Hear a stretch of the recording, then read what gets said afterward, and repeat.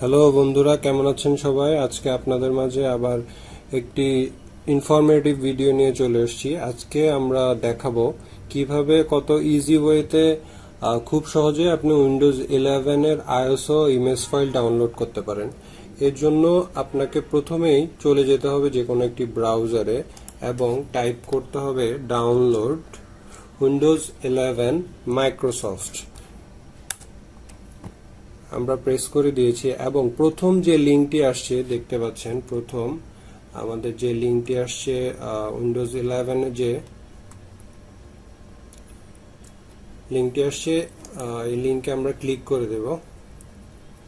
Click করার পরে মাইক্রোসফটের অথরাইজ সাইট আমাদের সামনে চলে আসছে। এখান থেকে আমরা নিচে যাব, কিছুটা নিচে যাওয়ার পরে দেখবেন download Windows 11 disk image ISO for 64 bit device. এখান থেকে আমরা জাস্ট আমাদের আইএসও ফাইলটি সিলেক্ট করে নেব এবং ডাউনলোডে ক্লিক করব।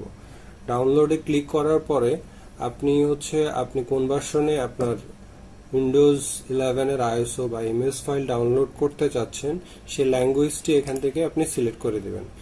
যেহেতু আমরা ইংলিশ ভার্সনে চাচ্ছি সেহেতু আমরা ইংলিশ ইন্টারন্যাশনালটি সিলেক্ট করব এবং কনফার্মে ক্লিক করব।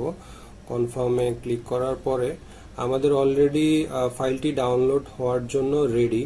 আমরা জাস্ট এখানে এখন ক্লিক করলে আমাদের ফাইলটি ডাউনলোড শুরু হয়ে যাবে।